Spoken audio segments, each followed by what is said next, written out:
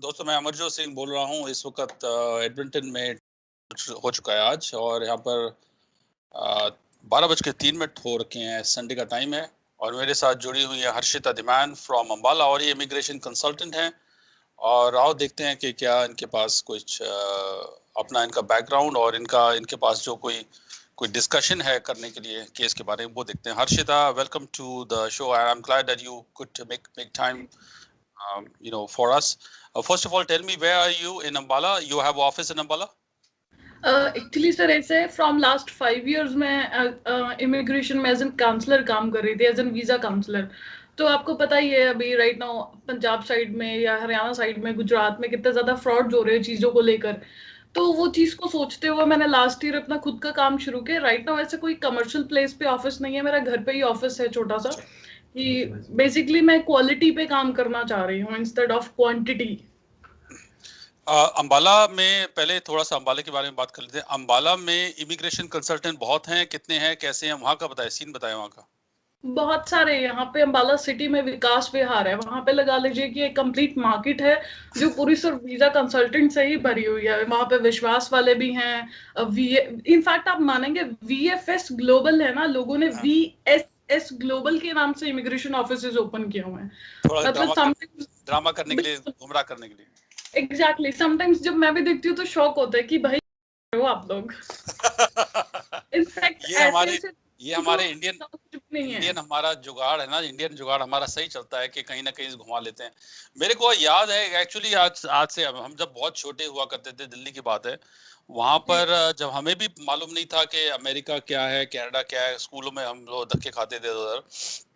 वहां पर एक जोक होता था कि भाई ये टी शर्ट खरीदनी है, शर्ट खरीदनी है, तो उसमें लिखा होता मेड इन USA, जबकि वो लोकल होती थी। तो बाद में मेरे को बताया, अरे यूएसए वाला नहीं है, ये है made from United Sindhi association of Ulhasnagar या समथिंग, उल्लासनगर सिंधी एसोसिएशन, ऐसा कुछ चक्कर था। सॉरी, उल्लासनगर सिंधी एसोसिएशन, ऐसा कुछ चक्कर था। ये बहुत पुराने जमाने से ये हमारा जो शब्दों का तोड़ मरोड़ चल रहा है हमारा। तो अंबाले में ऐसी काफी सारे दुकानें खुली हैं, कंसल्टेंट खुले हैं। अंबाले का जो मार्केट है वो चंडीगढ़ के मार्केट और जलंधर के मार्केट से फर्क कैसे है? सर ऐसा है कि चंडीगढ़ में जो आप मानेंगे लाइक चंडीगढ़ काइंड ऑफ आप लगा ले पंजाब के पास आता है, तो वहां पे आप लगा लीजिए कि मार्केटिंग लोग बहुत हाई लेवल पे करते हैं। अभी सेक्टर 17 चले जाएं आप, कैनम के ही वहां पे पता नहीं कितने ऑफिस खुले हुए हैं। मैं ऐसे स्पेसिफिक किसी का नाम ले रही हूँ तो हाँ कल कोई इश्यू ना हो, बट स्टिल मैं एक मार्केटिंग पॉइंट ऑफ व्यू से बात कर रही हूँ। कैनम लाइक विनय हरी का नाम सुना होगा आपने, उन्हीं के कितने सारे ऑफिसेस खुले हुए हैं। यहाँ पे इसलिए कि अभी लिमिटेड स्टेट पे इतना ज्यादा पंजाब जैसे बहुत ज्यादा हाई नहीं हुआ है, बट है। ओके, सो आप बताएं, आपकी क्या फोकस है, आपका क्या स्पेशलाइजेशन है, आप क्या करते हैं, और जिस केस के बारे में आपको डिस्कस करना था, मेरे से कुछ पूछना था, उसके बारे में बताएं। कोई आपके पास कोई टेढ़ा मेढ़ा केस था जो पूछना था, उसके बारे में बताएं। बेसिकली सर राइट नाउ तो मेरा जो पिछला बैकग्राउंड रहा है, मैंने इमिग्रेशन लॉयर्स के साथ ही काम किया था जिस टाइम पे मैं जॉब कर रही थी। आफ्टर दैट जब मैं अम्बाला मूव हो गई, वापस अपने होम सिटी आ गई, फिर मैंने यहाँ पे भी 1-2 कंसल्टेंट्स के साथ काम किया है। तो मेरा जो मेन फोकस ऐसा नहीं है कि स्पेसिफिकली मैं स्टडी वीजा पे काम करूंगी, जैसे most of the consultant study visa पे काम करते हैं। तो मेरा मेन फोकस PR पे भी है, बिजनेस वीजा पे भी है, जो भी सभी स्ट्रीम्स है उन सभी पे है। क्योंकि मैंने स्टार्टिंग ही PR से की थी जब मैंने इस फील्ड में काम करना शुरू किया था एज एन एम्प्लॉय। तो जो अभी मेरे पास जो केसेस हैं वो स्पेसिफिकली स्टडी वीजा के हैं, एक तो 2, और एक PR का केस है जो मैंने आपसे पहले भी कॉल पर डिस्कस किया था। तो जो स्टडी वीजा का केस है उसमें ऐसा एक कैंडिडेट है, अम्बाला का ही है, और उसका केस ऐसा है कि वो यहाँ से चला गया था, कनाडा पहुंच गया था। अब कनाडा पहुंचने के बाद वहां पे इमिग्रेशन ने उसको वापस भेज दिया था। और थोड़ा सा ठहर जाए यहाँ पर थोड़ा सा। स्टडी वीजा मिल गया, एयरपोर्ट पहुंच गए और एयरपोर्ट पे कुछ बातचीत हुई, वहां से उसको वापस भेज दिया। जी बिल्कुल। क्या रीजन बोल के, क्या बता के, क्या निकला उसमें? कुछ राज नए जैसे कुछ सांप से जो पिटारी में से कोई नया सांप निकला, वहां पे कोई नई जी बात पता लगी है, क्या हुआ? काइंड ऑफ कुछ ऐसा ही था। अभी जो कैंडिडेट ने मुझे बताया था और जो उसने मुझे केप नोट्स दिए थे उसमें ऐसा मेंशन था कि कैंडिडेट वहां पे गया और जो उसके पास डॉक्यूमेंट्स थे वो थोड़े डल थे, प्रॉपर स्कैन नहीं थे। प्रॉपर जो प्रिंट आउट था वो नहीं था। और उसके बाद जब उन्होंने वहां सब पे उससे क्वेश्चंस किए तो वो प्रॉपर जवाब नहीं दे पाया। उन्होंने इमिग्रेशन वालों ने उससे उसका स्टूडेंट आईडी और पासवर्ड पूछा, उसको वो याद नहीं था। Oh my. और यॉर्कविल यूनिवर्सिटी जा रहा था वो कैंडिडेट। तो जब उन्होंने यॉर्कविल यूनिवर्सिटी कॉल किया तो कोई एना नाम की वहां पे होंगे कोई टीचर या कंसल्टेंट या रिसेप्शनिस्ट जो भी होंगे, उन्होंने कॉल उठाया। और जब उन्होंने कैंडिडेट की डिटेल्स पूछे तो उन्होंने साफ मना कर दिया कि ये बच्चा हमारा स्टूडेंट नहीं है। और बेसिकली वहां पे इमिग्रेशन सोचा कि ये बच्चा फ्रॉडस्टर है और उसको वापस भेज दिया।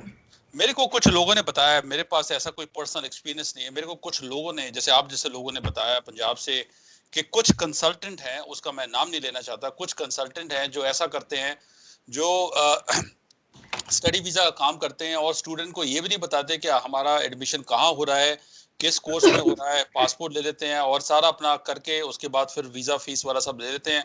और जी जी जिस दिन फ्लाइट हो, फ्लाइट से एक दिन पहले वो कहते हैं जी ये पकड़ अपना फोल्डर, इसमें सब कुछ है, तू एयरपोर्ट एयरपोर्ट तेरे को छोड़ दिया है, जो है सब, मतलब कि स्टूडेंट को यही नहीं पता है टिल द लास्ट मोमेंट कि हम कहाँ जा रहे हैं, क्या पढ़ने जा रहे हैं, क्यों जा रहे हैं, इंग्लिश वगैरह जो भी कुछ है, एवरीथिंग इज मोर और less manipulated from the agent and consultant side. So ultimately अगर ऐसा ऐसा अगर इंसान, अगर स्टूडेंट अगर कनाडा पहुंचेगा और बीच में कहीं भी अगर उसकी कोई ऐसी कुछ जानकारी ली जाएगी तो वो तो ब्लैंक होगा ही होगा। पर ये जो बात आपने जो रेस करी, ये क्योंकि एयरपोर्ट पे जब हम लोग पहुंचते हैं, चाहे आपके पास विजिटर वीजा हो, चाहे स्टडी वीजा हो, चाहे वर्क वीजा हो, चाहे इवन पीआर हो, तो थोड़ी बहुत आपका स्वागत तो होगा ही वहां पर कि आप कौन है भाई, कहाँ से आए हैं, क्या चक्कर है आपका, हाव भाव क्या है, आपके चेहरे पे हवाइयां उड़ रही हैं, पसीना छूट रहा है आपके, क्या पढ़ने आए हैं, इंग्लिश के आप स्कोर करने वहां पर आए हैं, आपने बोला कि जी हमें फलाना पीजी डिप्लोमा कर लेना, ये करना फलाना करना, ए how are you, good morning, what is your name, अगर इतने में उसके अगर पसीने छूट जाएं तो फिर स्टूडेंट किस नाम काम का हो। तो अगर ऐसा होता है, अगर कोई भी बात अगर बीच में पूछी जाती है, और मैं तो हैरान हूं कि अगर वहां पूछी गई, टिपिकली ये जो जहां से, जैसे अगर आपकी फ्लाइट है दिल्ली से यूरोप, यूरोप से आप चढ़ते हैं तो पहले की उसी पहले सेक्टर में पूछी जानी चाहिए और पूछी जाती है, अगर अनलेस की डायरेक्ट फ्लाइट ना हो दिल्ली से टोरंटो की। तो अगर पूछते हैं और उनको लगता है कि ये बोनाफाइड नहीं है, bonafide means real genuine student नहीं है, जी जी तो उनका हक है कि आपको धक्के देकर वहां से बाहर कहना भाई आप जाओ, अपने अपने घर ही जाओ वहां पर। तो एनीवे आपके केस में वो वहां से वापस आ गया, उसके बाद क्या हुआ? उसके बाद एक बहुत शॉकिंग बात है, जब मैंने भी सुनी तो मुझे खुद को बहुत शॉक लगा। मतलब एक बार मेरे पैरों के नीचे से जमीन खिसक गई। उसके बाद उसके एजेंट ने उसके केप नोट सप्लाई करे। आप बिलीव नहीं करेंगे सर, केप नोट सप्लाई करने के उस बंदे ने उससे बच्चे से 60,000 रुपया चार्ज किया। होल्ड जस्ट ऑन, केप मैं नोट। पानी पी रहा हूँ, मैं पानी गया नहीं मेरे गले के अंदर, क्या, I am sorry, caps nose के लिए 60,000 रुपीज? जी बिल्कुल 60,000। मैं सोच रही थी कि वो हम तो पहले सुनते थे कि वहां पर वो चंबल में डाकू होते थे, वो लूटते थे बंदूकों से, घोड़े पे चलते थे वो वहां पर। तो ये तो डकैती तो ऐसे खुलेआम हो रही है, अगर ऐसे 60,000 लेते रहे और अगर महीने में एक दो ऐसे क्लाइंट मुर्गे फंस गए तो अच्छी कमाई है, कैप्सूल्स भी कमाई हो जाएगी फिर तो। एग्जैक्टली मैंने उस कैंडिडेट को बताया कि तू गूगल पे चेक कर, $40 से $120 का है। वो भी डिपेंड करता है कि तू सर्विस कौन सी ले रहा है। या you right, you right. Actually जो कॉस्ट, क्या चक्कर है, कॉस्ट इसकी जो है $5 लगती है। अब जो कंसल्टेंट का कितना टाइम बिजी है, क्या है उसकी आगे, क्या है पैकेज, क्या है, यू कैन जी चार्ज जी एनीथिंग। आई मीन टिपिकली जैसे मेरे पास लोग आते हैं, जैसे मेरे पास तो पूरे सिर्फ कैप्स नोज के लिए नहीं आते लोग, अगर जी आते जी हैं कि भी और क्या प्रॉब्लम है, then we give them consultation and then we tell them everything. So part of the package is I can even apply the caps nose free for them, so I, you know, it's not likely कि हम अलग से करें, पर cost उसकी $5 है। मजे की बात यह है हर्षिता कि मैं आप मेरे को अच्छा लग रहा है कि आप मेरे फील्ड के हैं। मजे की बात यह है कि कई लोग जो कहते हैं कि कैप्स नोज अप्लाई करेंगे या कर रहे हैं, करना है वाला वगैरह, वो जब कैप्स नोज अगर वो खुद नहीं अप्लाई कर, क्योंकि अगर वो कैनेडियन सिटीजन नहीं है और अगर वो या तो वो फिजिकली कनाडा में नहीं है तो वो अप्लाई नहीं कर सकते, वो किसी दूसरे से करवाएंगे, शायद किसी का उनका कोई चक्कर कनेक्शन होगा। और कई बार वो कहते हैं कि जी आपका कर रहे हैं जी, कर रहे हैं। मैं लोगों को पूछता हूँ कि अगर जिसने किया भी है तो उसको $5 की जो रिसीट है कम से कम वो तो ले लो, कम से कम उसमें आर बिल्कुल नंबर लिखा होता है, कम से कम वो तो हाथ में ले लो। वो कहते हैं जी कर दिया जी उन्होंने, पता नहीं रसीद मिलेगी नहीं मिलेगी, we do not know. That means कभी कभी होता है कि ऐसे लारे ला दिया जी कर रहे हैं और वो 3-4 महीने तक होता ही नहीं है, फिर वो कहते हैं जी एग्जैक्ट डिले डिले चल रहा है वगैरह चल रहा है, तो उसमें भी वो मात खा जाते हैं। एनीवे, तो कैप्स तो उसमें क्या क्या निकला? केप नोट्स में सेम ही चीज मेंशन उन्होंने की हुई थी, बट बहुत सी चीजें मैंने उसमें माइनर चीजें जो मुझे बच्चे ने भी बताई थी और जो मैंने खुद भी पढ़ी, केप नोट्स में कुछ चीजें अलग थी। अभी जैसे उन्होंने, उनको ऐसा लगा, उन्होंने, इमिग्रेशन वालों ने, आई डोंट नो, प्रोडिक्ट किया कि या वो कैंडिडेट पढ़ने नहीं आया था, वो यहाँ पे काम करने आया था। तो केप नोट्स में एब्सोल्युटली। ये चीज मेंशन है कि वो कैंडिडेट ने खुद ये चीज कबूली है कि मैं यहाँ पे काम करने के लिए आया हूँ। या this is very unfortunate Harshita, actually मेरे को दुख होता है इस चीज का। मैंने इसके बारे में कई वीडियोस भी बनाए, और मैं, क्योंकि मैं दिल की बात सामने रख देता हूँ, मैं छुपाता नहीं कुछ, के ताश के पत्ते के सामने खुले हैं मेरे पास। I mean people can read my mind on this. क्या चक्कर है, जितने भी स्टूडेंट जा रहे हैं, 2 लाख स्टूडेंट प्लस जाते हैं इंडिया से हर एक साल, और इट्स ग्रोइंग नंबर। जितने भी जी। स्टूडेंट जाते हैं, ये मैं समझता हूँ कि 99.9% ये स्टूडेंट है ही नहीं। अनफॉर्चुनेटली जो स्टूडेंट हमारी बात सुन रहे हैं, हो सकता है मेरे से इत्तेफाक ना रखें, लेकिन अल्टीमेटली हम लोग पीआर के धंधे में जा रहे हैं। पीआर लेना है, काम करना है। पंजाब में काम नहीं है, इंडिया में काम नहीं है, वहां जाएंगे 2 पैसे कमाएंगे और थोड़ा बहुत डॉलर होगा तो उसके उसके उससे हमारा वो भी मिलेगा, काम भी चलेगा, और इनफैक्ट पीआर भी लग जाएगी। आपने देखा बिल्कुल। होगा कि जितने भी इंडिया के जो टॉपर हैं, आईआईटी है, आईआईएम है, और जो गोल्ड मेडलिस्ट हैं, आपने देखा जी। कभी कनाडा आते हैं वो? बहुत रेयर है जिनका अच्छा उनका सैलरी पैकेज है, वो नहीं जाते। मतलब ही नहीं है, मतलब ही नहीं है। मेरे पास कई क्लाइंट्स आते हैं जो एक्सप्रेस एंट्री के, जब मैं उनसे पूछता हूँ, दिल्ली में वो बड़े बड़े एमएनसी में काम कर रहे हैं, मैं पूछता हूँ कि अभी तनख्वाह, किसी के तनख्वाह 2 लाख रुपए है, किसी की 2.5 लाख रुपए, किसी की 3 लाख रुपए पर मंथ है। वो कहते हैं हमें क्या करना है कनाडा जाके। Of course they have to apply legally for PR, that's a total different बिल्कुल। थिंग। पर वो स्टूडेंट, उन्होंने पढ़ाइयाँ वहीं करी हैं जो इंडिया का स्टैंडर्ड है, जो यूनिवर्सिटी का, कॉलेज का, और जहाँ भी आईटी आईएम जो स्पेशलाइज बने हैं, जो स्टैंडर्ड है, जिसको पढ़ाई करना है, जो सीरियस जेन्युइन स्टूडेंट है, वही वही पढ़ाई कर सकता है। और इनफैक्ट जो आईआईटी के टॉपर वगैरह है, तो उनको तो वजीफा मिलता है, स्कॉलरशिप मिलता है, और डायरेक्टली हार्वर्ड स्टैनफोर्ड में जाते हैं। वो पैसे खर्च करके ऐसे धक्के नहीं खाते पीजी डिप्लोमा में। तो जितने भी ये जो कनाडा की जो भीड़ चल रही है, जो भर भर के जा रहे हैं, इसमें से जेन्युइन स्टूडेंट तो कोई है ही नहीं। और ये कनाडा की मजबूरी है एक्चुअली। कनाडा की मजबूरी है कि हमें स्टूडेंट लेना, क्योंकि स्टूडेंट लेंगे तो हमें कम से कम 18 से 20 हजार, $20 बिलियन का हमारे पास वो नुकसान होने वाला है। कई यूनिवर्सिटियां ऐसी हैं जिसमें कि 30%, 40%, 50% स्टूडेंट बाहर से आए हैं। अगर यहाँ पर स्टूडेंट आना बंद कर दे तो दुकानें बंद हो जाएंगी, यहाँ पर प्रोफेसर एग्जैक्ट। बेरोजगार हो जाएंगे। तो पंजाब के, आप मान के चल रहे हैं कि पंजाब के जो खजाने से हमारी यहाँ रोजी रोटी चल रही है। बिल्कुल। अभी राइट नाउ जैसे लोग काफी प्रमोट कर रहे हैं, बहुत से प्राइवेट कॉलेजेस ओपन हो रहे हैं कनाडा में, लोग प्रमोट कर रहे हैं विदाउट आइल्स कनाडा जाएं। तो वो मुझे समझ नहीं आता कैसे भेजोगे आप।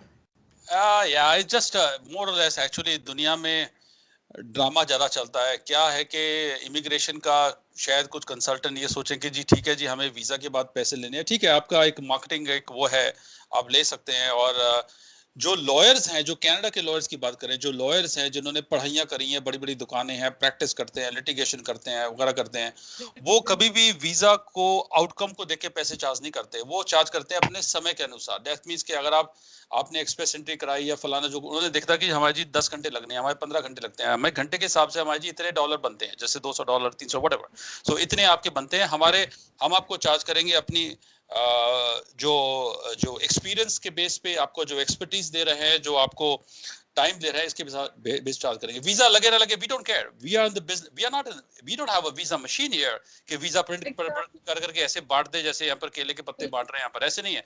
तो हम चार्ज करते हैं टाइम के लिए और उसके लिए, और करते हैं। लेकिन अगर कोई कंसल्टेंट ऐसा सोचे कि जी हमारा तो धंधा ही है कि जी वीजा आपको शर्ती लगा के देंगे जी, और आपको जब वीजा मिल जाएगा तब पैसे लेंगे, वो तो फिर वो है कि मतलब this is against the law of immigration practice in Canada for sure. तो उसमें क्या है कि डेफिनेटली कोई ना कोई क्लाइंट है जो उसमें आपको मतलब कि जरूरी नहीं है कि वो सही कॉलेज जाए, जरूरी नहीं है जी। कि सही कोर्स जाए, जरूरी नहीं है कि वो सही टर्म्स एंड कंडीशन में जाए। उनका पर्पस है कि हमने इतने पैसे दिए, वीजा हाथ में आ गया, वीजा लगाए, चल भाई मेरी जिंदगी का मोक्ष मिल गया, वीजा जा रहा हूं मैं कनाडा, और पढ़ाई में धक्के खाऊं नहीं खाऊं, we don't care. And I see so many students here in Canada, on that's my business, I see them every day. More than 50% of all the students who come from Punjab in Canada, they are studying the wrong course exactly and they sir. never get the job.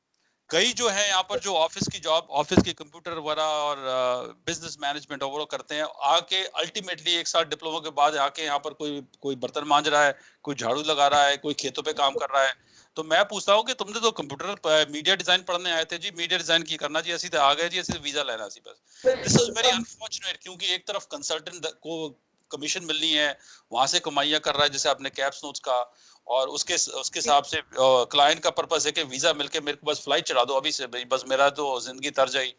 तो ये वो धंधा चल रहा है, इसमें actually student मारा जाता है। अगर स्टूडेंट अपने आप होमवर्क नहीं करता तो वो मारा जाएगा। Anyway go ahead. उसके बाद क्या हुआ हर्षिता उस क्लाइंट को?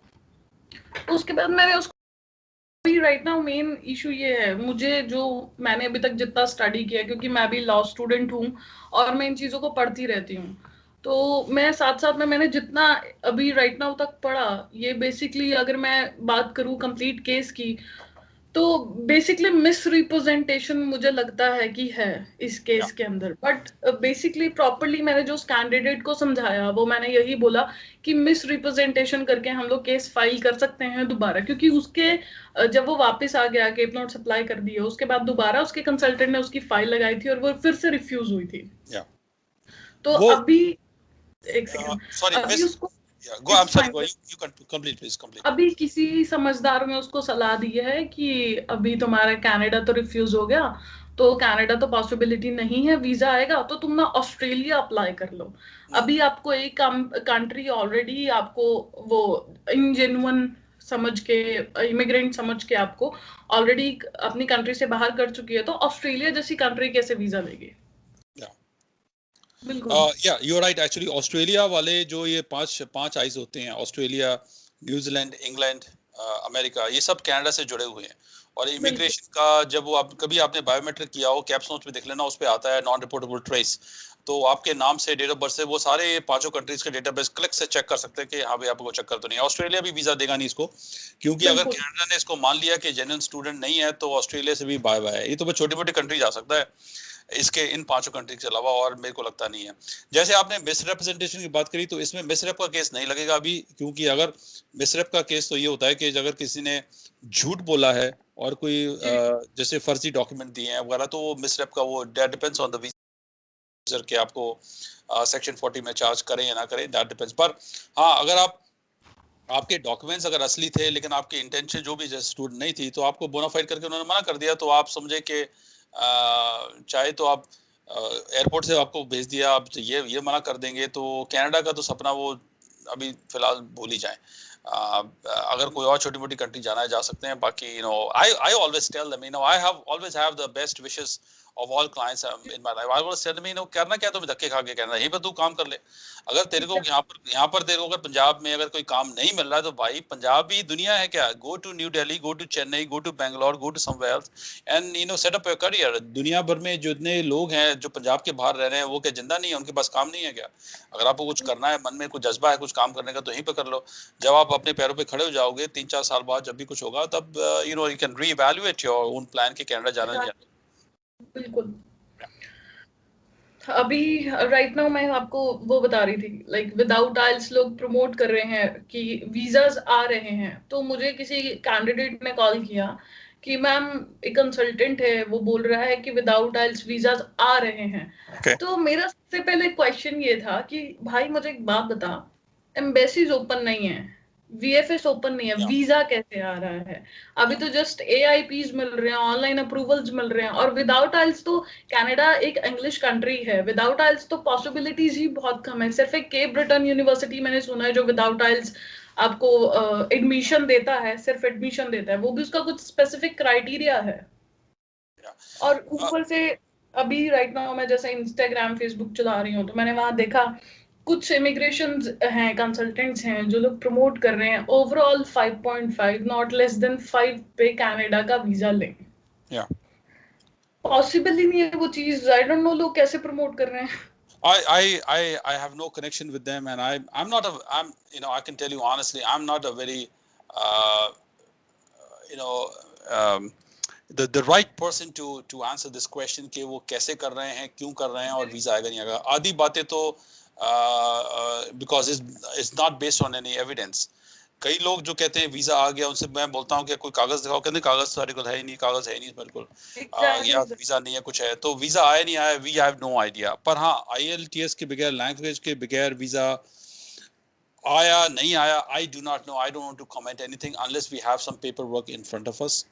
और it all depends on your student profile, कौन से कोर्स में जा रहे हो, क्या करने जा रहे हो, उसमें इंग्लिश की कितना कंपोनेंट है कि नहीं है. It's a overall picture.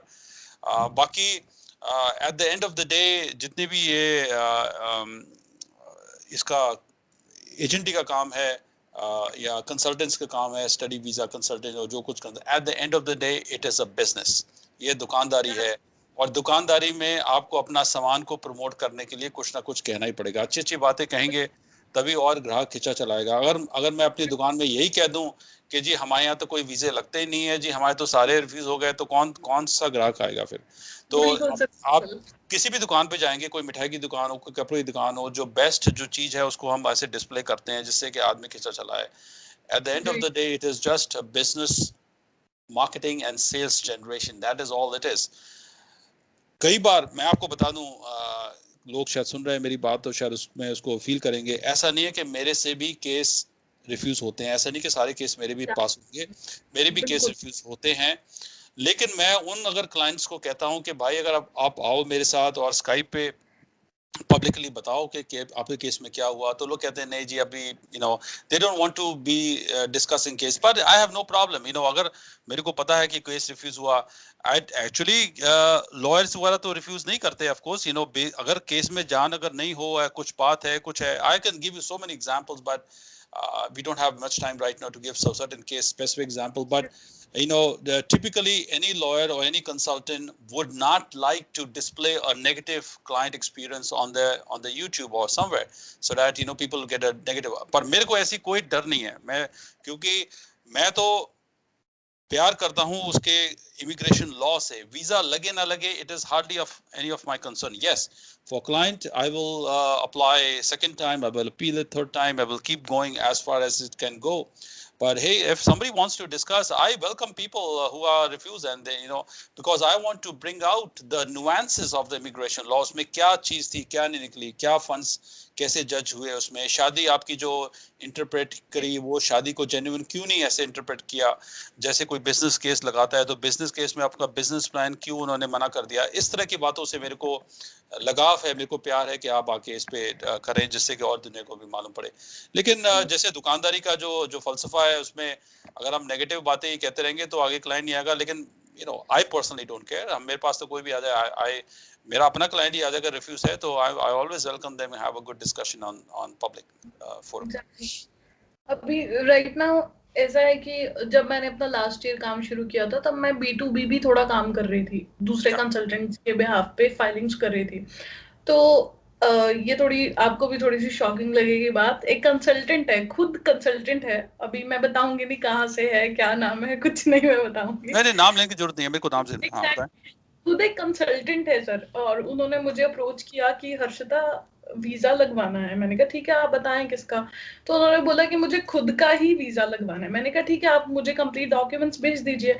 ज्यादा शॉकिंग बात ये थी कि वो इंसान खुद वीजा कंसल्टेंट है, अच्छा बिजनेस चल रहा है उनका, बट उनका खुद एक यूएस रिफ्यूजल और 3 कनाडा रिफ्यूजल. ये तो बात ऐसी हुई कि डॉक्टर जो डॉक्टरी को दोनों दुनिया को दवाई दे रहा है वो खुद बीमार बैठा है, उसका हमारी दवाई तो काम नहीं हो रही, लेकिन तुम ट्राई करते रहो, तुम एक्सपेरिमेंट करते रहो. एग्जैक्टली. और फिर चले उनका भगवान की दया से वीजा आ गया था इस साल स्टार्टिंग में जनवरी 15 को. तो उसके बाद उन्होंने मुझे ये चीज बोली कि उनको आई डोंट नो क्या सोच के कि आप एक बार मेरा फेसबुक पेज देखें, आज तक मेरा कोई वीजा रिफ्यूज नहीं हुआ, बट पता नहीं क्यों मुझसे मेरा ही वीजा नहीं लगा. तो वहां समटाइम्स मैं शॉक होती हूँ कि लोगों को जब नॉलेज नहीं है उसके बावजूद भी आई डोंट नो लोग औरों को कैसे गाइड करेंगे. But I like to give credit to him for because he may deserve some credit here. देखो ऐसा जरूरी नहीं है कि डॉक्टर जो दूसरे को ठीक करता हो वो पूर्ण रूप से वो भी स्वस्थ हो, जरूरी नहीं है. हो सकता है कि डॉक्टर को कुछ और बीमारी हो लेकिन वो जिसका इलाज कर रहा है वो किसी दूसरे बीमारी का इलाज कर रहा है. तो डिपेंडिंग ऑन जो जैसे क्लाइंट उसके पास आते हैं उनके वीजे लगते हैं, दैट्स फाइन. लेकिन हो सकता है कि उन कंसल्टेंट की कोई बीमारी ही कुछ अजीब तरह की हो, कोई डॉक्यूमेंट्स में प्रॉब्लम हो, कोई पुरानी ट्रैवल हिस्ट्री, पुरानी इमिग्रेशन हिस्ट्री, पुरानी वीकनेस हो, तो उनसे ठीक नहीं हो रही, ठीक है, लेकिन दूसरे क्लाइंट्स के ठीक हो रही है. So I don't want to give to too much negative credit to him. It is also possible कि बहुतों के हैं जो in fact actually मैंने एक कहावत भी अपने उसमें कहीं फेसबुक पे पेज पे कहीं डाली थी कि जो इंसान दूसरे को एडवाइस देता है वो एडवाइस वही अच्छी दे सकता है क्योंकि उसने उस तरह की प्रॉब्लम झेली हुई है। Exactly sir. जब तक वो इंसान उस मुकाम से नहीं गुजरा हुआ है, उस चीज को उसने नहीं फेस किया है, तो वो दूसरों को कैसे एडवाइस देगा। इमिग्रेशन लॉ कोई ऐसी चीज नहीं है जो कई लोग जो हैं कैनेडियंस गोरे लोग हैं यहाँ पर जो बैठे हैं जो पढ़ाई करते हैं वो पढ़ाई कर करके इमिग्रेशन लॉ को प्रैक्टिस कर रहे हैं और दूसरों को एडवाइस दे रहे हैं, मतलब उनकी वोकेशनल, क्योंकि उन्होंने तो कभी इमिग्रेशन करी नहीं है। ऑन द अदर हैंड जो बाहर से लोग आए जैसे इंडियन है, चाइनीज हैं, वो उस प्रोसेस से गुजर के आए हैं, तो उस प्रोसेस के स्टेजेस से वो वाकिफ है, उन्हें पता है कि क्या क्या होता है। और कुछ लोग ऐसे हैं जो जैसे इंडिया से चले हैं, जो डोंकी पे चले हैं, कहीं वीजा गलत है, कहीं पासपोर्ट कहीं है, किसी कंट्री से धक्के खाते खाते 20-25 साल में कनाडा पहुंचे हैं, तो उनको सारी स्टेजेस पता है कि कैसे लोग धक्के खा के पहुंचते हैं। तो उनसे बढ़िया एडवाइजर कौन हो सकता है? जिस आदमी ने खुद ही इस चीज को झेला हुआ है, उससे बढ़िया एडवाइजर कौन हो सकता है? वो तो नहीं हो सकता जो क्लास में बैठ के जो इमिग्रेशन लॉ पढ़ता है, जो किताब देख के पढ़ेगा। तो of course it is always possible कि जो एडवाइजर है उसका एडवाइस देने का बैकग्राउंड कुछ और है, लेकिन उसका जो अपना बैकग्राउंड है उसके लिए सूटेबल नहीं है, तो वो अपने पर्सनली कामयाब नहीं हो सकता for visa. That's a total different thing. जी बिल्कुल। अभी मेरा एक और क्वेश्चन है आपसे रिगार्डिंग ये जो अभी Yukon community pilot program start हुआ है, इसके मतलब पॉसिबिलिटीज मुझे कुछ समझ नहीं आ रही, क्योंकि कनाडा में जॉब लेना आपको पता है कितना मुश्किल है, इट्स नॉट इजी। तो इसके बारे में मैं क्या कहूँ आपसे कि जितने भी ये सब पायलट प्रोग्राम हैं, ये सब बेस्ड ऑन जॉब सर्च होते हैं। जॉब सर्च मतलब जॉब आपको मिलती है, कोई आपको सपोर्ट करता है, उसके लिए होते हैं। तो अब वो किसी को सपोर्ट मिलेगी नहीं मिलेगी, it all this combination of कि कौन आपको जॉब देगा, क्या उसकी रिक्वायरमेंट है वगैरह वगैरह। तो मैं इस चक्कर में ज़्यादा मैं पढ़ता नहीं हूँ क्योंकि ये मेरे हाथ में है नहीं है। लेकिन अगर किसी का क्या होता है कि जस्ट इमेजिन कि शायद कोई पुराना कोई स्टूडेंट वहाँ पहुँच गया हो, पढ़ रहा हो, क्योंकि वहाँ आप 1-2 साल से रहते हो, आपका कोई जुगाड़ और दोस्ती वगैरह बन जाती है, तो वो कहता है कि ठीक है जी हमें जॉब चाहिए, इसके लिए जी हम करवा देंगे, अपने दोस्त को भेज दें, समझते इस तरह से जुगाड़ निकलते हैं। तो अगर कोई कंसल्टेंट, मेरे को गुस्सा उस पर आता है कि जो कंसल्टेंट वहाँ रहता भी नहीं है और वहाँ पर दूसरे क्लाइंट्स को बेवकूफ़ बना रहे कि जी आप इतने पैसे तो हम करवा देंगे, वो होता नहीं है और उससे लोग झांसे में आ जाते हैं। बहुत सारे लोग हैं ऐसे सर, 25 से 30 लाख चार्ज करते हैं कि हम आपको जॉब ऑफर लेटर मंगवा कर देंगे। लाइक आपको पता है ब्रिटिश कोलंबिया में पीएनपी लगाते तो वहाँ ऑफर लेटर रिक्वायर्ड है, तो वो बोलते हैं कि हम आपको ब्रिटिश कोलंबिया में पीएनपी फाइल करेंगे, आप 25 से 30 लाख रुपए हम आपसे चार्ज करेंगे ऑफर लेटर के लिए। This is all nonsensical because as you see some of my videos, I get so many calls on a daily basis. People are getting all this job offers, so-called job offers, but they don't turn out to true in any way. And second thing is if you want to target something like British Columbia, अगर जो BC में आज जो workers अभी बैठे हैं, जो वहाँ पर खेतों में काम कर रहे हैं और कुछ छोटे मोटे काम कर रहे हैं, अगर आप उनकी गाथा सुन लो, उनकी अगर जो दिमाग की जो परेशानी है, उनके जो किस चक्कर में है, घूम रहे हैं, क्या कैसे कैसे धक्के खा रहे हैं, अगर आप उनका अगर देख लोगे तो आपको सच्चाई पता लगी। लेकिन वो आते नहीं है सामने, मतलब लोग मेरे को कॉल करेंगे और मैं उनसे कहता हूँ कि भाई आप आ जाओ पब्लिक को, कहते नहीं पब्लिकली बताना नहीं, मेरे घर वाले देख लेंगे तो वो रोएंगे, मेरे पड़ोसी कहेंगे अरे ये पागल वही है जो कर गया, सब दुनिया में मतलब ऐसे खराब बुरा भला कहेगी, तो वो आके डिस्क्लोज नहीं करना चाहते, इसलिए वो सब अंदर दबे रहते हैं, छुपे रहते हैं। लेकिन जो लोग कहते हैं कि जी हमें बीसी में से जी वहाँ पर वो खेतों में काम करने से एलएमआई मिल गया, तो मैं उनसे पूछा कि तेरे को कोई भी एक आदमी पता है जो अभी काम कर रहा है बीसी में, भी खेतों में कोई काम कर रहा है, किसी एक आदमी का मेरे को पता बता दे और उससे मैं बात करके तुम्हारी बात कराता हूँ, उससे देखो तो कि भाई तुम्हें भी उसी नर्क में जाना है जिसमें वो ऑलरेडी बैठा है, कि you have some better option.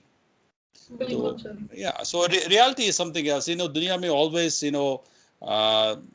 Reality is दिखता कुछ और है, नीचे कुछ और निकलता है। ऑफ कोर्स जब आप उसके अंदर एंटर करते हो तब then you come to know, and by the time it may be too late. I mean, a lot of people who have paid money, अगर वो आके फंस गए, उनके अगर 25-30 लाख रुपए खर्च हो गए हैं, जो आके फंस जाते हैं, ना वो वापस जा सकते हैं ना वो वहाँ सर्वाइव कर सकते हैं, दोनों तरफ से। तो वहीं पर वो बीच में वो अंधकूप में वैसे ही गोते खाते रहते हैं कुछ सालों तक, ऐसे अनलेस कोई और कोई करिश्मा ना हो जाए। एग्जैक्टली। अभी एक और प्रोफाइल है, बोलो। इस कैंडिडेट के साथ ऐसा है कि बहुत फेमस कंसल्टेंसी है एक, अमृतसर में ना, उन्होंने ओके। इसका केस किया था। हम्म। ओवरऑल 5.5 इस कैंडिडेट के बैंड्स थे, और उन्होंने इसका केस फाइल किया था 2019 दिसंबर में। इसका रिफ्यूजल आया, अभी रिसेंट है। कौन सा अभी वीजा था? इस सर स्टडी वीजा था। Study visa, okay. हाँ जी। इशू एक्चुअली इसके प्रोफाइल में ये है कि इसके किसी भी कॉमर्स बैकग्राउंड से कैंडिडेट है, और किसी भी उसके सब्जेक्ट में मार्क्स 50 से ऊपर है ही नहीं किसी में। एक ओके। आधे सब्जेक्ट 55 से में भी होंगे, बट नहीं है। और ओवरऑल 5.5 पे इसका केस फाइल किया था। 2018 candidate, sorry 17 pass out candidate है, इसका बीच में गैप है। तो जब भी इसके कंसल्टेंट ने इसका केस फाइल किया था, इस कैंडिडेट का जो गैप जस्टिफिकेशन था वो नहीं डाला था उस टाइम पे, या और अभी इसका केस रिफ्यूज हो गया है। तो अभी राइट नाउ इस केस में किस तरह से आपको लगता है कि काम करना चाहिए यहाँ तो? नहीं, या या तो जनता ही बहुत बड़ी है, तो वो उनको उस कंसल्टेंट को भेजो ना जो कहते हैं कि गारंटी जी आप गैप है कोई बात नहीं, हम वीजा लगवा देंगे, पैसे वीजा के बाद देंगे। उन एजेंट के पास जाना चाहिए, वहां क्यों नहीं जाते लोग? आई डोंट नो सर, आपको पता ही है इसमें भी कितना झोल है। बोलते हैं आफ्टर वीजा पैसे देना, अगर बच्चे का प्रोफाइल अच्छा होगा तो ऑफ कोर्स वीजा आ जाएगा, प्रोफाइल अच्छा नहीं होगा तो रिफ्यूजल आ जाएगी। वो उसको पूछते नहीं कौन सा इंसान है जो अपने रिफ्यूजल्स प्रमोट करता है। या वही जो हम पहले बात कर रहे थे। तो जी। ये चक्कर पता क्या चक्कर है, देखो ये you know the every person is not a student. Let me just be frank about it. I mean, अगर मेरे को बिजनेस करना है, पैसे कमाना है, तो मैं हर एक की फाइल ले लूँ जी, ये कर लो जी, ठीक है जी, आपको लगवा देंगे, तो काय लग गया जी, 10 में से एक का लग गया जी, पैसे कमा लिए। This is not a right thing, right conscious thing to do. Everybody is not a student. हम जो स्टूडेंट भी नहीं है, अब कल को जो रिक्शे वाले घूम रहे हैं उसको भी हम स्टूडेंट बना दे जी, कि जी तेरा वही। गैप है जी, तेरा भी इंग्लिश शो कर दे जी, 5 या whatever, you know. You have to we have to pick something कि भाई आप स्टूडेंट हो या नहीं हो। अगर स्टूडेंट हो तब ठीक है, नहीं है तो you know do something else. It's just very you know stupid and illogical to make everybody a student, keep gap कर दें। गैप का मेरे को अभी तक सिस्टम का अभी तक मेरे को उसका जो उसकी थ्योरी समझ में नहीं आती गैप की। क्या है कि अगर मैंने 5 साल कुछ नहीं किया, 6 साल कुछ नहीं किया, तो आप कुछ दिखा दो जी, हम यहाँ काम कर रहे थे जी, तैयारी कर रहे थे जी, हमने कुछ और कर रहे थे, हम जो उसके कनाडा जाने के लिए हम ये पढ़ रहे थे जी, पार्ट टाइम वगैरह जो कर रहे थे, वो सब ये ड्रामाबाजी है। It's not thing. जो जेन्युइन स्टूडेंट है, जो रेगुलेशन 4 का जो नॉट रेगुलेशन 4, जो 216 का जो एक जेन्युइन बोनाफाइड स्टूडेंट के, वो कुछ और है। स्टूडेंट तो वो है जिसके पास अच्छे मार्क्स हैं, अच्छी इंग्लिश है, उसका एक करियर प्लान है, उसका उससे फ़ायदा होने वाला है, उसके पास फंड्स हैं, वो है जेन्युइन स्टूडेंट। हर एक इंसान स्टूडेंट नहीं हो सकता। So I don't encourage this policy on के हर एक को स्टूडेंट बना के आप भेज दो और किसी न किसी का तो वीज़ा लग ही जाएगा, which is I don't personally endorse that policy. समझ रही हूँ आपकी बात। ठीक। सो पीछे फिलहाल कुत्ते के पीछे लिए पीछे कुत्ते भौंक रहे हैं, आवाज आ रही है कुत्ते की? कुत्ते को बाहर है। अच्छा अच्छा, नहीं मेरे को आवाज आ रही है यहाँ से। आपको पता है वैसे भी यहाँ तो चलता रहता है। या बिल्कुल। तो फिलहाल के लिए तो सर यही क्वेश्चंस थे मेरे। बाकी इन फ्यूचर मुझे कोई क्वेरी होगी तो मैं जरूर आपके साथ कनेक्ट होंगी। मेरा मेरा इंटरेस्ट एक्चुअली, मेरा इंटरेस्ट ज़्यादा जो इमिग्रेशन लॉ में ज़्यादा, of course I do spouse visa lot, पर जी। आजकल थोड़ा सा कोविड करके वो उन्होंने वो चल रहा है वीएफएस की प्रॉब्लम जो भी कुछ है। मेरा ज़्यादा इंटरेस्ट 2-3 बातों पे है, और आपको और आपके माध्यम से जो लोग सुन रहे हैं उनके भी नोटिस आ जाएगा। मेरा इंटरेस्ट ज़्यादा लोग है उनका है जिनकी डिपोर्टेशन लगी है। जैसे कनाडा में कुछ लोग आते हैं, और फर्ज करो कनाडा में वो शराब पी के गाड़ी चला रहे हों, या किसी ने कोई असॉल्ट कर दिया। बहुत लोग हैं ऐसे, खून खराबा हो जाता है। पंजाब के जी। जी। लोगों में गर्मी ज़्यादा होती है, ऐसे वो भिड़ जाते हैं, और किसी ने को मारा, एक हाथापाई, तो केस हो गया, तो उनको उठा के फिर उसका डिटेंशन के बाद उठा के आपको डिपोर्ट कर देंगे। सो डिपोर्टेशन केसेस है जहाँ पर आपको या तो अमेरिका से या कनाडा से आपको धक्का देके बाहर निकाल दिया। अब वो बैठे हैं, उनका मन नहीं लग रहा पंजाब में, वो कहते हैं जी हमें तो जाना ही है। That is my first priority of all cases. ऐसे केसेस मैं लेना पसंद करता हूँ, दैट्स नंबर 1। जी। दूसरे केसेस मैं हमेशा लेना पसंद करता हूँ, वो हैं शादी वाले केसेस। भारत। शादी वाले केसेस में क्या है कि जब आपकी शादी का कोई बैकग्राउंड नहीं है, रिलेशनशिप हिस्ट्री नहीं है, कोई हनीमून नहीं है, कोई कोहैबिटेशन नहीं है, कोई जॉइंट अकाउंट नहीं है, कोई जॉइंट एक्टिविटी नहीं है, कोई फोटोग्राफ नहीं है, पंजाब से भाग के शादी कहीं कर ली, मतलब कि शादी के जितने भी जो जो हॉलमार्क्स होते हैं शादी के, जो टिपिकल जो होते हैं, सिंबलिज्म के है, होते हैं जो वो कुछ माने भी नहीं जाते है। उस केस में आप शादी के बेस पे अगर आप स्पाउस वीजा करते हो या पीआर स्पॉन्सरशिप करते हो, तो मान के चलो कि आपका इंटरव्यू भी आएगा और इंटरव्यू में आपको वैसे ही आपको धराशायी करके उठा के बाहर बाहर फेंक देंगे। तो वो वैसे वैसे केसेस मैं पसंद करता हूँ उसमें उसमें कुछ करने का। और तीसरे तरह के केसेस मैं और भी पसंद करता हूँ, जो हैं रेफ्यूजी केसेस। मैं आपको थोड़ा रेफ्यूजी के बारे में थोड़ा सा 2 मिनट लेके बता दूं कि जी जी रेफ्यूजी 2-3 तरीके से रेफ्यूजी लोग आते हैं कनाडा में। कि एक तो आपके पास अगर कोई वीज़ा है, आप डायरेक्टली कनाडा पहुंच जाओगे, चाहे आप वीज़ा के बगैर आओ चाहे वीज़ा लेकर आओ, और उसके बाद आप रेफ्यूजी कर सकते हो, तो एक वो है। दूसरे रेफ्यूजी वो हैं जैसे कि दूसरी कंट्री से आते हैं, जैसे कुछ अफगानिस्तान से, पाकिस्तान से, कश्मीर से। अभी वहाँ से आपके जो रोहिंगा मुस्लिम्स वगैरह हैं जो बर्मा बुर्मा से आ रहे हैं, वो आके बॉर्डर पे एंटर कर रहे हैं। तो इन लोगों के लिए कोई सहारा नहीं है कहीं पर भी, कोई इनका वो सहारा बनने को तैयार नहीं है। तो इनको क्या करना पड़ता है, इनको जैसे इंडिया में आते हैं तो या तो इंडिया की गवर्नमेंट इनको पनाह दे, इसको कहते हैं रेफ्यूजी स्टेटस डिटर्मिनेशन, इनको रेफ्यूजी क्लास करके इनको यहाँ रखे, या तो ये यूनाइटेड नेशंस जाते हैं। मेरे पास कुछ क्लाइंट्स आते हैं, उस वक्त मैं दिल्ली में था 2 साल पहले, अफगानिस्तान से आए थे, तो उनको लेके मैं यूनाइटेड नेशंस दफ्तर है दिल्ली में, जी जी वसंत विहार में दफ्तर है, तो वहां पर लेके जाते हैं हम उनको। वहां पर जाके उनका एक इंटरव्यू होता है। It is a lengthy process, it takes 3 to 4 months, it's not one day. तो वहां पर इनका इंटरव्यू होता है। वहां पर इंटरव्यू में अगर उनको अगर वो डिसाइड होता है कि इनको वाकई प्रोसिक्यूशन हो रही है based on religion, grace, creed, and there are 6 factors. अगर इनको कोई प्रोसिक्यूशन हो रही है तो यूएन कहता है कि ठीक है जी, हम आपको एक मान्यता देते हैं कि आप रेफ्यूजी हैं, और आपको एक कार्ड देते हैं, एक आईडी कार्ड देते हैं कि आप रेफ्यूजी बन गए। तब उनकी लॉटरी खुलती है। उसके बाद क्या होता है, वो डिपेंडिंग ऑन के वो कहाँ जाना चाहते हैं, तो एम्बेसियों में हम इसको रजिस्टर कराते हैं। कनाडा में, अमेरिका में, स्वीडन में, जर्मनी में, ऑस्ट्रेलिया में, इनके सारे कोटा हैं। और भी कंट्रीज के वेस्टर्न कंट्रीज लेती हैं। गरीब कंट्रीज में नहीं जाना चाहते कोई, नहीं कि हम नेपाल जाना चाहते हैं, दे ऑल बिल्कुल want to go to rich countries of course. तो वहां एग्जैक्टली पर इनकी एक लिस्टिंग होती है, लिस्टिंग कराते हैं बेस्ड ऑन द कोटा। जैसे कनाडा का जो कोटा है, हमारा जो एक जो humanitarian compassionate class, overseas class का कोटा होता है, व्हिच आई डोंट नो आजकल कितना चल रहा है बिकॉज ऑफ कोविड। उस कोटे में इनका नाम अगर आ गया तो उनको सीधे सीधे उनको कैनेडियन गवर्नमेंट खींच के अपने खर्चे पे उठा के उनको पीआर के लिए भेज देती है। तो एक वो तरीका है। इट कैन जी happen with America also, it can happen Sweden और जर्मनी। किसी का अगर रिश्तेदार है तो वहां पर, तो वहां भी जा सकते हैं। और दूसरा तरीका एक और है, जैसे कनाडा का मैं बता दूं, जैसे अगर यहाँ पर अगर कोई रेफ्यूजी वहां बना हुआ है और यहाँ पर उनके अगर कोई 5 स्पॉन्सर है, 5 लोग हैं जैसे परिवार के लोग हैं, अगर उनको स्पॉन्सर करके, this is called private sponsorship, it's called group of 5, you can check it on Google. तो उसके बेस पे उसको लाते हैं। तो इस तरह के 3 केसेस मेरे मेरे बड़े दिल के करीब हैं, और इस तरह के केसेस करता हूँ। उसकी वजह ये है क्योंकि इस तरह के केसेस में जल्दी से जल्दी कोई कंसल्टेंट हाथ डालता नहीं है, क्योंकि कहता है इसमें लोचा बहुत है, पैसा कैसे होगा, कमाई कैसे होगी, लंबा है, फलाना है, क्योंकि हम लोग चाहते हैं क्विक मनी। पर इस तरह के केसेस में थोड़ा सा एक लॉन्ग टर्म एक चलता है, मिनिमम 6 मंथ तो लगने ही लगने हैं, 6 मंथ्स और मे बी इवन मोर। तो इस तरह के मैं केसेस में मेरा इंटरेस्ट जरूर है। और कई लोग मेरे को ये भी कहते हैं कि आप आओ जी पंजाब में ऑफिस खोलो, फलाना खोलो, दिल्ली में आपका ऑफिस कहाँ है। मैंने कहा ऑफिस तो मैं खोल भी सकता हूँ और खोल भी लूंगा, लेकिन बिल्कुल प्रॉब्लम ये है कि मेरे रिलायबिलिटी की बहुत प्रॉब्लम है। इंडिया में आके वहाँ पर वो खोलो, ये करो, वहाँ करो, और वहाँ पर क्योंकि हमेशा तो हम रह नहीं सकते वहाँ पर, और उसके बाद जब जाते हैं तो पीछे से क्या हो जाए, कुछ हो जाए, so we do not no.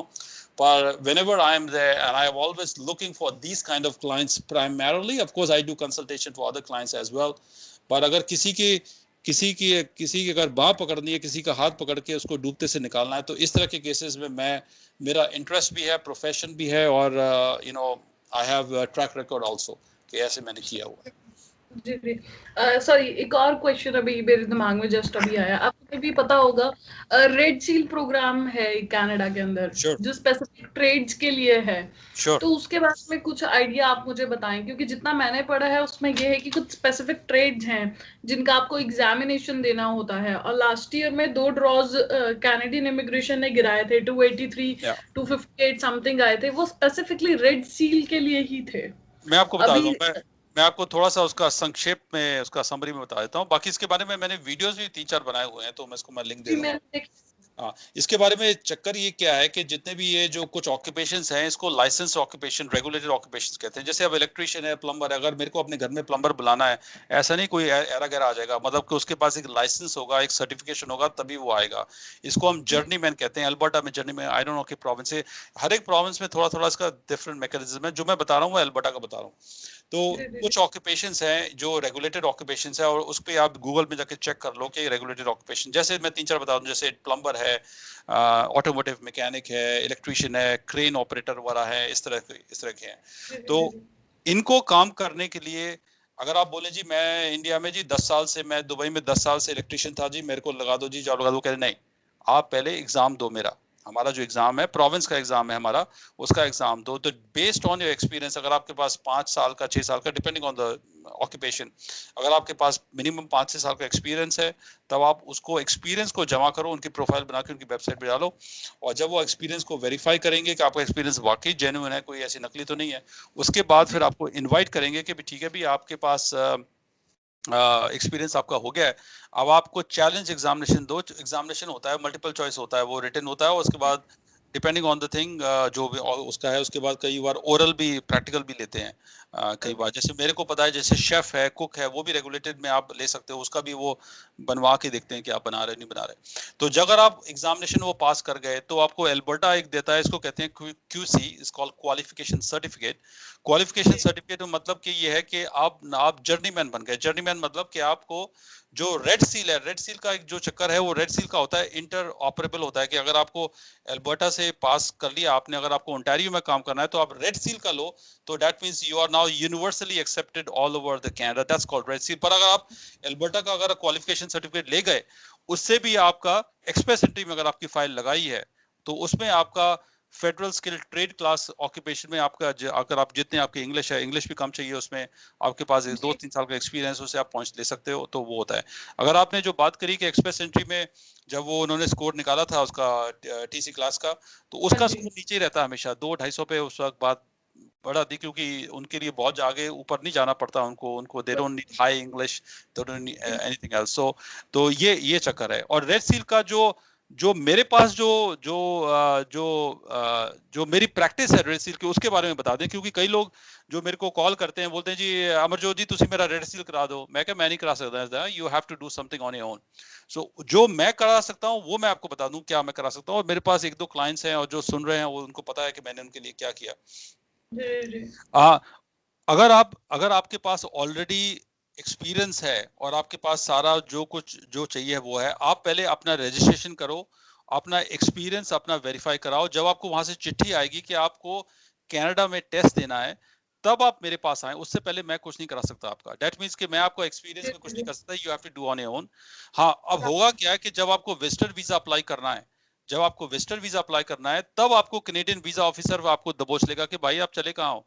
क्योंकि एक बार बिल्कुल विजिटर वीजा मिल गया, हो सकता है कि आपको जॉब मिली तो आप वापस नहीं आओगे, तो विजिटर वीजा देने में थोड़ी सी आनाकानी करते हैं लोग। और जी जी इसमें जी मेरे पास जो जो 2-3 केसेस मैंने किए हैं, वो मेरे पास आए हैं, जब उनके 1 बार 2 बार 3-3 बार रिफ्यूज हो गए उनके पास विजिटर वीजा, तब मेरे पास आए हैं। तो मैंने कहा ठीक है, मैं ट्राई करता हूँ आपके लिए। और मैंने रेड सील का एग्जाम लेने के लिए उनके लिए विजिटर वीजा फाइल किया। मेरे से भी 1 बार रिफ्यूज हो गया, 1 बार 2 बार जी रिफ्यूज हो गया, तो मैंने कहा आप डोंट वरी, हैव पेशेंस। 1 बार रिफ्यूज हो गया, डोंट वरी। मैंने इसको दोबारा किया, फिर दोबारा वीजा लग गया, उसका 10 साल का वीजा लग गया। एक और क्लाइंट है और था मेरा, जो जो मेरे से भी 2 बार रिफ्यूज हो गया, फिर मैंने कहा डोंट वरी, रोना नहीं है आपको, तीसरी बार किया, तीसरी बार लग गया। तो मतलब के वीजा लग गए हैं, और जी और वो अपना एग्जाम दे रहे हैं, जैसे दे करे। लेकिन मैंने उनको एक शर्त कही है, अगर आप चाहते हो कि मैं आपका विजिटर वीजा फाइल करूं, तो आपको मेरे को गारंटी देनी पड़ेगी कि आप वहां पर विजिटर वीजा का मिसयूज नहीं करोगे, और वहां पर एग्जाम देके आप वापस आओगे अपनी कंट्री, तभी मैं फाइल करूंगा। अगर आप मेरे को गारंटी नहीं दे सकते, तो I am not interested in taking application. ये समझ गई। अच्छा, एक और चीज, सॉरी, अभी मेरे दिमाग में धीरे धीरे क्वेश्चन आने लगे हैं, सॉरी। अभी मैंने पीछे एक चीज देखी थी कि किसी कैंडिडेट का वीजा 3 से 4 बार रिफ्यूज हो चुका है। अभी उसके कंसल्टेंट ने ये बात बोली कि हम लोग एक इमिग्रेशन लॉयर से अपील ऐड करेंगे। अभी आई डोंट नो, जितना मैंने पढ़ा है उसमें ऐसा होता है कि स्टडी वीजास पे अपील्स ऐड नहीं होती, सिर्फ पीआर केसेस में अपील ऐड होती है। तो बिल्कुल सही कहा अभी आपने, जब बिल्कुल सही बिल्कुल कहा। बिल्कुल इसके बारे में राज में खोल दूं कि स्टडी वीजा पे विजिटर वीजा पे, वर्क वीजा पे कोई अपील नहीं होती। अपील नाम का वर्ड ऐसे यूज होता ही नहीं है, और जो भी इंसान वो अपील वर्ड कर रहे हैं उनके दिमाग में कुछ और चल रहा है। अपील का वर्ड ऐसी कुछ मतलब क्लाइंट को कहने के लिए यूज कर रहे हैं। There is no such thing as appeal. Appeal होती है जैसे कि कोई पीआर के लिए करता है, और उसमें कोई depending on the reason actually उसके बाद आप उसको इमिग्रेशन रेफ्यूजी बोर्ड में आप अपील कर सकते हो, और उसका भी एक टाइम होता है, एक स्टैट्यूटरी लिमिट है उसके, इतने टाइम में कर सकते हो। तो there is no such thing as appeal. For example मैं आपको एक और बात बता दूं, जैसे कि किसने स्टडी वीजा किया, विजिटर वीजा किया, टेम्पररी वर्क वीजा भी किया, और उसका कैनेडियन हाई कमीशन ने कह दिया कि जी आपने झूठे डॉक्यूमेंट दिए जी, आपको हम मिसरेप कर देते हैं, तो आपको जी आपको जी आप बताओ, थोड़ा सा एक्सप्लेन करो विद इन 30 डेज, नहीं है तो आपको बाय बाय, आपको 5 साल के ब्लैक कर दिया। उसकी कोई अपील नहीं है। समझ गई मैं उसकी आपकी कोई अपील नहीं है। उसके बाद तो फेडरल कोर्ट में जाके आपको जुडिशियल रिव्यू धक्के खाओगे, या पता नहीं होगा नहीं होगा। उसमें भी किसी भी लॉयर ने एटलीस्ट 5 से 10 हज़ार डॉलर का बिल बना देना, कुछ भी गारंटी किसी की नहीं है। तो इसमें कोई बात। अपील नहीं होती। You just have to reapply for all this temporary visas. बिल्कुल, अभी उस कंसल्टेंट ने उसका बोला कि मैं अपील ऐड ऑन करूंगा और 20,000 रुपीज में आपसे चार्ज करूंगा, पैसे भी ले लिए। बट ये चीज अच्छी थी कि उस कैंडिडेट का 5वीं बार पे वीजा आ गया था, और अभी राइट ना वो स्टूडेंट वीजा पे कनाडा में है। बट या वो अपील वाला लोचा, उस पर मैंने बहुत सर्च आउट किया कि ये चीज जब एग्जिस्ट नहीं करती तो फिर वो लोग क्या बेच रहे हैं, वो क्या चक्कर ऐसा वो क्या है हम वो लोग बेच रहे के हैं, पास, क्या करें। वो बेच रहे हैं अपना हाई वैल्यू पैकेज। उसमें अगर हम अपील कहते हैं तो अच्छा पैसे हम ले सकते हैं, अगर अपील नहीं कहते तो हमारे छोटे, अगर मैं कह दूं कि भी दोबारा बिल्कुल रीअप्लाई करेंगे तो छोटे मोटे हो जाएगा। जब अपील कहते हैं पता नहीं हाश है कोई, जैसे कोई बहुत बड़ा, जैसे वो इंडिया का लॉयर है ना जेठमलानी प्रशांत भूषण, सुप्रीम कोर्ट में बड़ी बड़ी जी दुहाइयां देगा जब कोर्ट में जाके, जज साहब मेरे क्लाइंट को पास कर दो, ये कर दो, तारीख पे जी तारीख, जी जी तारीख पे तारीख। कुछ ड्रामा सा लगता है कि अपील हो रही है, बिलिंग हो रही है, तो ये थोड़ा सा ड्रामा आपको करना पड़ता है शायद। Exactly sir. खैर, फिलहाल के लिए तो यही था सर। देखिए आप कह रहे थे 10 मिनट बात करनी है, 10 मिनट का 40 मिनट हो गया। जब इमिग्रेशन की समंदर में छलांग लगा देते तो इसमें अनलिमिटेड टॉपिक्स निकलते आते। समझ रही हूँ मैं आपकी बात। हाँ जी, हाँ तभी जी। मैंने आपको पहले ही अपोलोजाइज किया इस चीज के लिए कि मुझे क्वेश्चंस याद आ रहे हैं अभी। ठीक है, ठीक है, ठीक है। ठीक है जी अर्चिता, सर। और कोई क्वेश्चन अगर है तो बताएं, और नहीं तो फिर आज के लिए हम विदा लेते हैं। और हो सकता है कि अगर मौका मिला, जिंदगी रही, तो कभी अंबाले में आपके दर्शन होंगे। नहीं, मैंने आपको बताया था, मेरे चाचू ने आपका रेफरेंस दिया था, तो मैंने आपकी काफी वीडियोस देखे हैं। मैं तो आपको एज इन लेकर चलती हूँ। मैंने अभी तक जितने भी वीडियोस देखे तो मैंने एज इन मेंटर ही सोच के आपको कांटेक्ट किया कि जिन चीजों में मुझे कंफ्यूजन आ रही है तो आप मुझे हेल्प करेंगे। तो मुझे बहुत अच्छा लगा आपके था। चाचू कहाँ है, क्या करते हैं वो? अंबाला में ही है, उनका यहाँ पे खुद का वर्कशॉप है। मेरी एक्चुअली पूरी फैमिली ऑटोमोबाइल्स में है। अच्छा, वाटर मिल से। अच्छा, लेकिन जी, उनको कैसे दिलचस्पी आ गई इमिग्रेशन की तरफ देखने के लिए वीडियो ऑटोमोटिव से? वो एक्चुअली हरनेक रंधावा जी का नाम सुना होगा आपने। हाँ जी, हाँ जी, आई नो हम, या। जी जी जी, वो हरनेक रंधावा जी उनके फ्रेंड है, तो उनके रेफरेंस से वो आपको भी जानते हैं। तो उन्होंने ओ मुझे या, बोला कि तूने अपना काम शुरू किया, ये 2 लोगों को फॉलो करती रहे। मैंने कहा ठीक है, मैंने फॉलो किया तो दोनों मेरे मेंटर बन गए। मैंने कहा ठीक है। अभी आपको पता है, अभी आप सीख रहे हो तो आप कहीं से भी कुछ भी सीख सकते या, हैं। या, आपकी बस तमन्ना, कुछ करना चाहते हैं अपनी जिंदगी में, वो या। चीज लेकर मैं तो आपको एज एन मेंटर ही देखती हूँ हमेशा। हरनेक रंधावा एक्चुअली वो ट्रक चलाते हैं, और वो कैलगरी में रहते हैं, जी, और वो मेरे ख्याल पता नहीं किस कंट्री से आए हैं, मिडिल ईस्ट से आए हैं। और उन्होंने काफी बिल्कुल। अब डिस्क्राइब किया है कि वे ट्रकिंग की जॉब कैसे लें, ट्रकिंग का जी जी एलएमआई कैसे मिलता है, वगैरह वगैरह, सच्चाई क्या है ट्रकिंग के बारे में। आजकल जो लाइसेंसिंग सिस्टम है काफी टफ है, ऐसा नहीं कि जी बैठ बैठ आपको लाइसेंस मिल जाएगा। उसके बारे में काफी उन्होंने अच्छी अच्छी वीडियो बनाई है, और वो जी। काफी अच्छा काम कर रहे हैं। काफी लोगों ने वो फॉलो करते हैं, ट्रक वाले स्पेशली। बिल्कुल सर, उन्होंने एआईपीपी में अंडर उन्होंने अप्लाई किया था अपना ट्रक ड्राइविंग का। अच्छा, अच्छा। थोड़ा बहुत मैं देखती हूँ उनकी वीडियोस, तो मुझे थोड़ा आइडिया है। और कुछ हमारी फैमिली कुछ ज्यादा इन्फ्लुएंस में है, और मोस्ट ऑफ द मेरे फैमिली मेंबर सारे बाहर हैं, और इस वजह से मे बी कुछ नॉलेज इधर उधर श्योर, से मिल जाती है चीजें। श्योर। जी ठीक है, तो ओके, आज के लिए थैंक यू। तो सर। थैंक यू आज के लिए अर्चना। स्टे इन टच, और hope to touch base and see you sometime in the future. Sure sir, sure. Thank you, नमस्कार। Thank you very much sir, thank you.